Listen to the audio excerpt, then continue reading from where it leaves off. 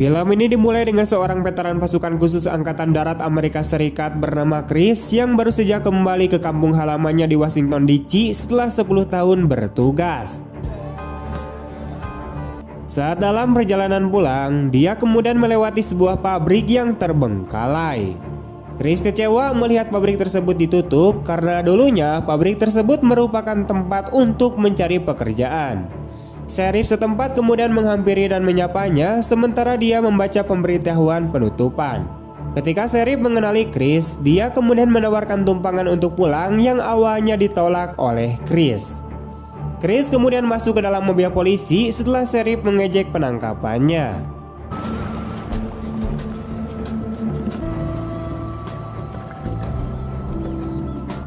Dia kemudian bertemu kembali dengan saudara perempuannya yang sekarang menjadi paramedis. Di rumah, ayah dan ibunya kemudian menemuinya dan dia memberitahu mereka bahwa dia kembali untuk selamanya. Saat mereka menikmati makanan, Chris kemudian memberitahu keluarganya bahwa dia sedang mencari pekerjaan di pabrik, tetapi mereka tidak pernah memberitahunya bahwa pabrik itu sudah ditutup. Ibunya kemudian mengklaim bahwa mereka tidak ingin memusingkannya dengan hal-hal seperti itu ketika ayahnya diberhentikan di perusahaan. Lalu Chris berusaha untuk bergaul dengan Pete, yaitu keponakannya, tetapi Pete memiliki banyak sikap dan pergi tanpa makan malam. Keesokan harinya, Chris sedang bekerja memperbaiki tangga teras ketika sahabatnya di masa SMA bernama Ray mengunjunginya. Mereka bertemu dan ketika Chris menawarkan minuman kepada Ray, dia kemudian menolaknya dengan mengatakan bahwa dia berusaha menghindari alkohol dan telah tidak minum alkohol selama 14 bulan. Ray kemudian mengundang Chris untuk bergabung dengannya dalam sebuah pertandingan sepak bola dengan beberapa teman SMA mereka, dan Chris kemudian menerimanya. Jay Hamilton kemudian dihadirkan yang berasal dari keluarga kaya raya yang dulunya menguasai pabrik kayu lokal dan sekarang memiliki kasino di kota itu. Teman-teman Jay juga ikut bersenang-senang. Teman-teman ini juga merupakan penjaga di kasino miliknya.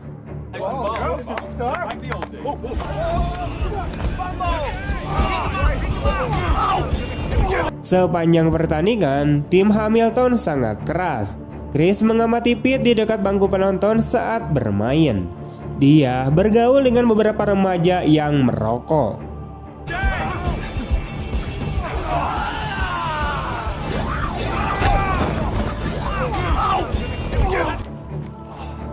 Permainan berjalan dengan baik hingga Booth, yaitu salah satu rekan setim Hamilton, melakukan tendangan kasar ke arah Chris dan melukai lututnya.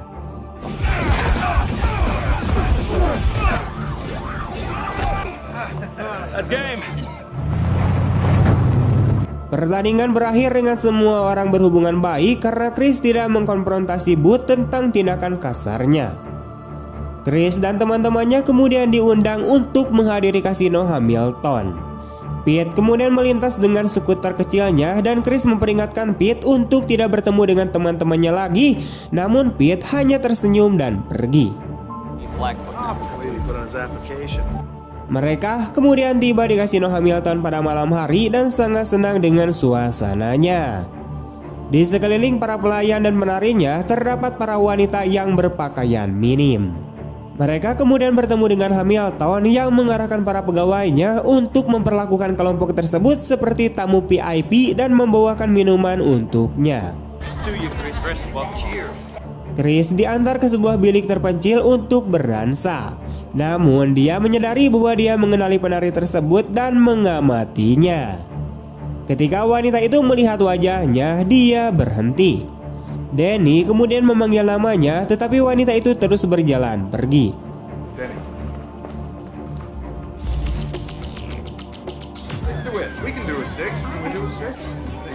Chris yang tidak puas dengan interaksi tersebut berjalan ke area permainan untuk bergabung dengan Ray.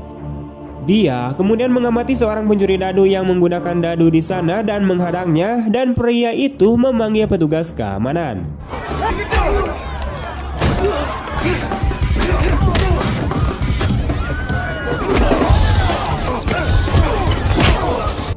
Perkelahian pun terjadi dan Chris tersingkir dan dibawa ke bawah tanah.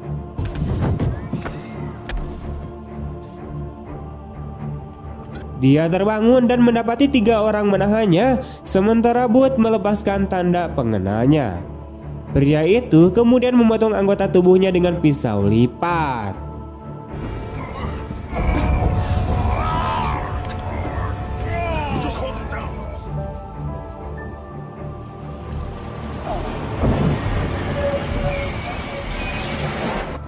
Chris ditinggalkan begitu saja di sebuah jembatan sebelum akhirnya ia berhasil menabrak sebuah truk dan dibawa ke rumah sakit. Dokter memberitahu keluarga Chris bahwa ia mengalami luka parah dan siapapun yang melakukan hal ini bermaksud untuk membuatnya mati. Di mana orang yang lebih lemah tidak akan mampu bertahan dari serangan seperti itu. Kemudian Chris dibawa pulang untuk memulihkan diri dan kita melihatnya tidur dan menghabiskan waktu bersama keluarganya. Pete juga merawat pamannya dan memasak untuknya. I'm good, Dad. Thanks. He's feeling better? A little bit. Beberapa hari kemudian, Chris berangsur-angsur pulih dan mulai berolahraga hingga akhirnya kembali ke kebiasaannya seperti biasa. Hamilton kemudian muncul suatu hari saat Chris sedang mengerjakan beberapa langkah lama dan meminta maaf atas apapun yang dilakukan anak buahnya kepadanya. Dia menawarkan posisi sebagai kepala keamanan di kasino miliknya yang dengan sopan ditolak oleh Chris. Jay kemudian meminta untuk mempertimbangkannya kembali, namun Chris bersikeras bahwa ini adalah jawaban terakhirnya. No.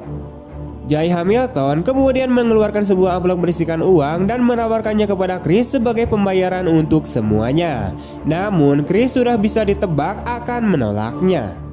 Dia juga memberitahu Hamilton bahwa dia akan mengajukan laporan terhadap kasino dan serangan terhadapnya.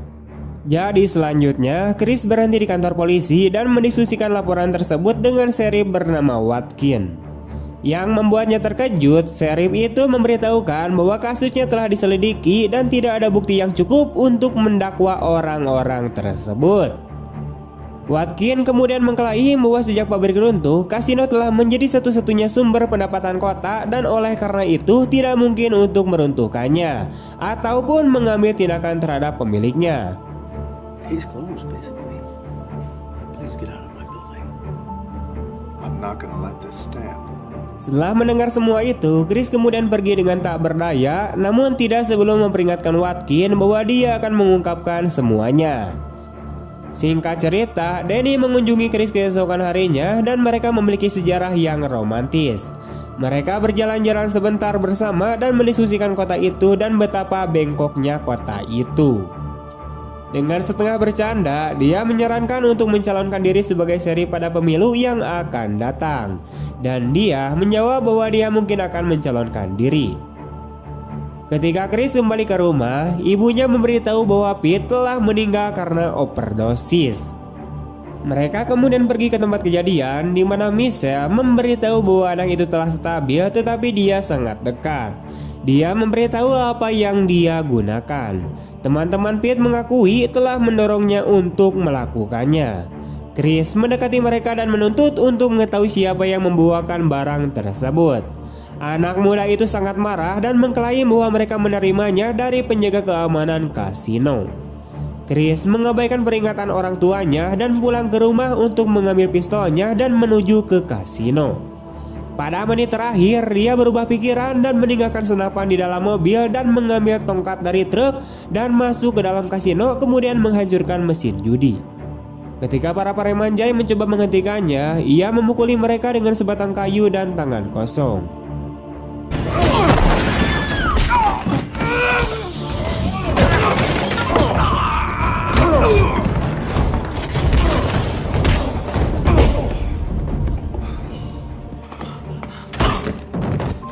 Dia mengambil tongkat dan melemparkannya melalui jendela kaca satu arah di kantor Jay.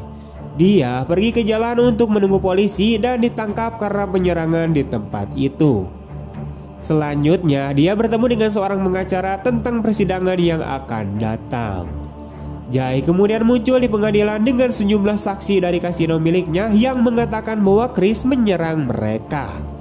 Dia dikatakan mampu melakukan banyak penyerangan karena pelatihan militernya dan dia tampak tidak terkendali pada hari itu. Chris kemudian memperhatikan sikap dia pengacaranya dan percaya bahwa dia juga korup. Dia kemudian langsung memecatnya saat itu juga dan menuntut agar hakim mengizinkannya untuk membela kasusnya sendiri. Hakim kemudian mengatakan kepadanya bahwa dia tidak dapat meminta pembatalan sidang, tetapi Chris berisi keras. Ia mengingatkan juri dan hadirin di ruangan sidang tentang kebanggaan masyarakat di masa lalu dan bagaimana kota yang dia tahu tidak akan pernah mengizinkan kasino berkembang. Sebuah kasino yang mengambil keuntungan dari para pengunjungnya dan menjual barang-barang haram kepada anak-anak muda. Pengadilan lalu mendesak Chris untuk tetap pada topik dan menghindari pidato sipil. Tetapi Chris mengungkapkan niatnya untuk mencalonkan diri sebagai sheriff dengan janji untuk memberantas korupsi di kota tersebut. Dia menunjukkan bekas luka dari cedera yang dideritanya ketika preman Jay memukulinya di depan para juri dan seluruh pengadilan. Mendengar semua ini dan melihat bekas lukanya, juri kemudian menyatakan jika Chris tidak bersalah dan membebaskannya. Defendant Chris Vaughn, not guilty. This is mine. Seluruh kota sangat gembira dan semua orang mulai berteriak agar Chris mencalonkan diri sebagai sheriff. Singkat cerita, Chris telah terpilih dan bersiap untuk hari pertamanya sebagai sheriff. Dia kemudian naik ke truk sheriff barunya dan menuju ke kantor polisi. Di sana, Watkins meyakinkannya bahwa setiap deputi adalah orang yang baik dan setia. Chris masuk ke kantor polisi yang kosong dan memberitahu mereka bahwa mereka semua telah dipecat. You're all fired. Di kemudian hari, ketika Hamilton mengendarai Porsche-nya bersama pacarnya, Chris berhenti dan mengeluarkan ancaman terselubung. Hamilton sering mengejek otoritas baru Chris dan mencoba menyuapnya. Saat Chris berjalan pergi, dia menghancurkan lampu belakang Hamilton dan memerintahkannya untuk memperbaikinya. Chris kemudian mengunjungi Ray dan mengundangnya untuk menjadi wakil perwira untuk menambah pasukannya. Pada awalnya Ray menolaknya karena sejarah kecanduannya. Namun Chris memberitahunya bahwa inilah alasan mengapa dia membutuhkan bantuan Ray. Dia ingin membongkar kerajaan ilegal Hamilton dan dia membutuhkan pasukan yang berdedikasi untuk melakukannya. Ray pun akhirnya setuju dan mereka berdua menghancurkan kerajaan yang dibangun satu persatu mengejar anak buah Hamilton.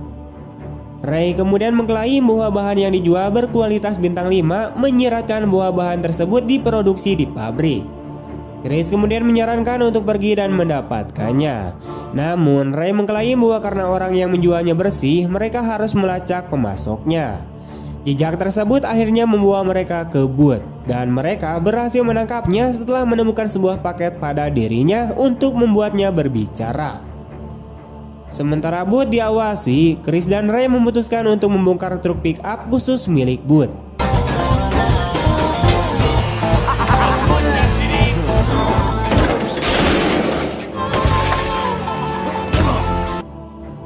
Mereka masih tidak dapat memaksa Booth untuk memberikan pengetahuannya, tetapi dia memperingatkan mereka bahwa mereka akan terluka.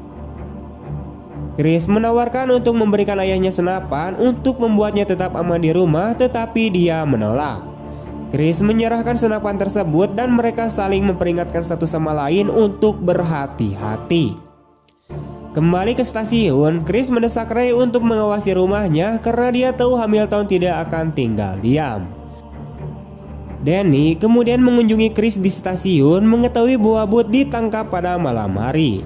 Dia membawakan makan malam buatannya sendiri dan mereka berciuman setelah Chris mengetahui bahwa dia berhenti dari pekerjaannya. Mereka menghidupkan kembali hubungan mereka di sana dan kemudian mereka berniat untuk mencari makanan. Tiba-tiba saat itu truk Chris meledak dan Booth tertawa terbahak-bahak. Kemudian mantan sheriff dan petugas pemadam kebakaran melancarkan serangan ke kantor polisi.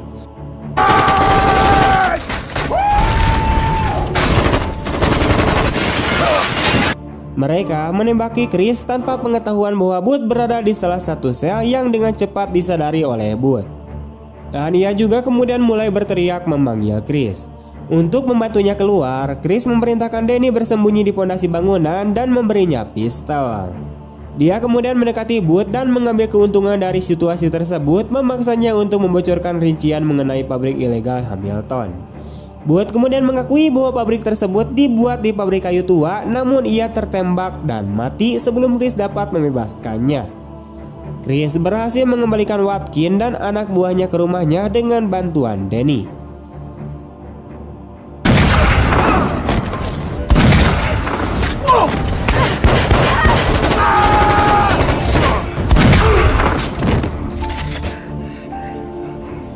Kemudian lebih banyak lagi preman Hamilton yang datang untuk menyerang keluarga Chris. Namun Ray muncul di tempat kejadian dan dengan bantuan Pete dan Michelle mampu mempertahankan benteng. Ketika Chris tiba, ayahnya kemudian menembak penyusup sebelumnya. Chris kemudian berkendara ke pabrik tua, meyakinkan semua orang bahwa semua orang aman, di mana dia menemukan laboratorium ilegal yang lengkap. Dia menguntit lebih dalam ke dalam pabrik di mana Hamilton menunggunya. Chris berusaha menangkapnya, tetapi Hamilton menipunya, mengaktifkan pintu jebakan sementara Chris digantung. Hamilton kemudian membantingnya, mengatakan bahwa dia seharusnya menerima tawaran pekerjaan itu, bukannya mencoba menjadi pahlawan, karena ini adalah kampung halamannya. Namun Chris berhasil menariknya dan mereka berdua tenggelam lebih jauh ke dalam fasilitas tersebut. Hamilton berhasil menabrak Chris, membuatnya terjatuh keluar dan melukai kakinya.